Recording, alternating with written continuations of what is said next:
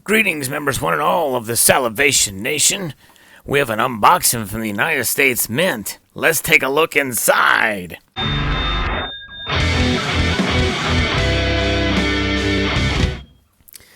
may be able to do this without the assistance of a sharp cutting device, otherwise known as a knife. Let's see if we can do it. I think we can make it happen. Very good, and it does appear to be the case. Now, this thing was pretty loose inside there, but hopefully everything's intact. This is from the United States Mint. It is a special set that kind of came in under the radar. I bought it not necessarily because I needed to do it to keep the collection up, because I don't have metal sets from other prior releases like the World War I commemorative. There was several metal sets that came out with those, but this particular metal set has a metal that has a limited mintage of 10,000. But more importantly, I just kind of like the design on this particular metal. So this is a first for me to see this. You're seeing it as I'm seeing it, so we'll unbox it here and take a look and see. This is the 2019 American Legion 100th Anniversary Commemorative Coin Program. It has the American Legion Proof Silver Dollar and American Veterans Silver Medal. And this is a set there from commemorating 100 years there. American Legion has the little gloss on some of the finishes here, a little embossed as well, too. Very cool. And there you see the specifications. And as you can tell, now the United States Mint, for their silver proof sets and for their commemorative coins that are made of silver, they will be 999s fine silver, 26.73 grams. So not quite even just I guess a little over 3/4 of an ounce there for silver for both of these. Very interesting indeed. So let's take a look at this as in proof. Let's see how this thing looks. There they are. Wow. Let's first take a look at the silver dollar. You did see me unbox this before. It is very tight in there. And so because of that, the way to get these things out when they're really tight is to pull out the bottom here and then just kind of work its way out in this manner. And then it will pop right out. So that's what we'll do. We'll place that back. It's as if it never came out. So there it is. Now, as I ordered these, I was kind of hesitant. I wasn't going to order this set, but I decided, you know what, I'm going to get it with the limited mintage, but more importantly, I kind of like the design. I do like this silver dollar. I think they did a great job in designing this. It's very cool looking indeed. And there it is, $1. And you'll notice on the United States on coins now that they're using the dollar symbol. They used to not do that. They used to spell out $1, but they wanted to, I guess it gives them more leeway for other design elements to get in there without having to put in the word dollar. There it is. American Legion. And as is the case with a lot of these proof coins now, there are some slight multiple variations of frosting that you can see on here, slightly here, but very well done. Nicely designed coin indeed. There it is. All right, so, but this is the star of the show, the medal, honoring America's veterans. Yes, indeed. It is a beautifully designed medal, I think, and it appears to have a very interesting sculpted look to it here, almost like a communion plate, sort of. The fields and the relief of this thing going down are kind of raised up, but that being raised up still does not it is not frosted, which we would sort of expect to see.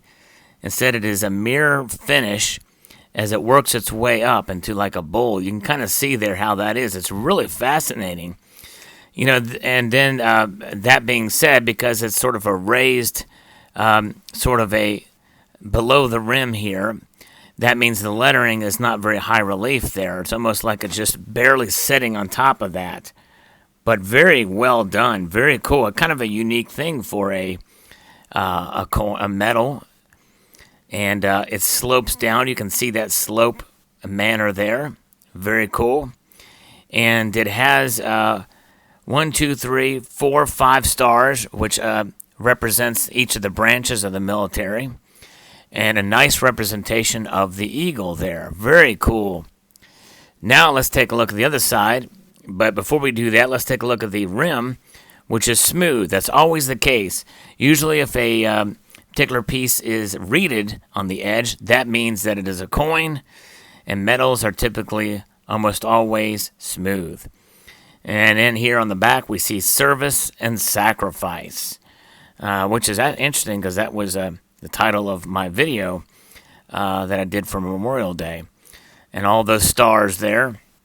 And you see a space missing in the middle there, and there's a star there, which may mean possibly memorializing those who have given the ultimate sacrifice. Very cool. Kind of a minimalistic design here with the stars and that, but very well done. Nice piece indeed. And so there it is. These metals are limited to 10,000, and I believe they could be a sleeper. This set has maybe just over 1.5 ounces of silver in it. Cost me $100. But you know what? I know I can almost guarantee in the secondary market these things will go for a considerable amount more just because of the metal being limited to 10,000. And at the time of the purchase of this, I think only about just over half have sold out. There's like 7,000 left, I think, as of the recording of this video. And so I'm sure they'll sell out very soon. And I think there'll be probably sleepers down the road. This is an example, and there are plenty of other examples of modern modern collector coins and metals even that can have the potential to do well in the secondary market. Now, that's not why I got this set. That's not why I collect coins. I don't care really what they do in the secondary market. I collect them because I like them.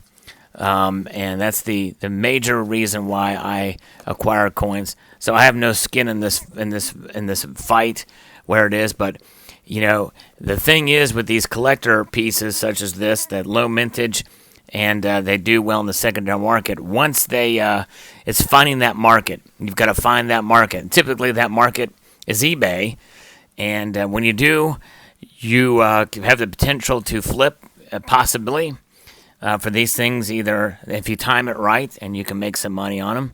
If that's your game, it's not my game at all. I'm not a flipper.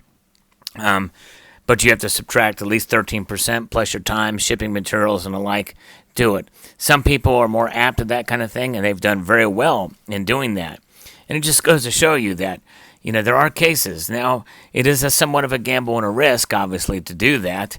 But it is a mistake to say that all modern collector coins are not worth it, or they're, it's a basically a loser's game, because if in the world of collecting and the demand that for some of these things can rise, there's potential. You just have to know how to play it, or want, or even care to do it. I don't care to do it.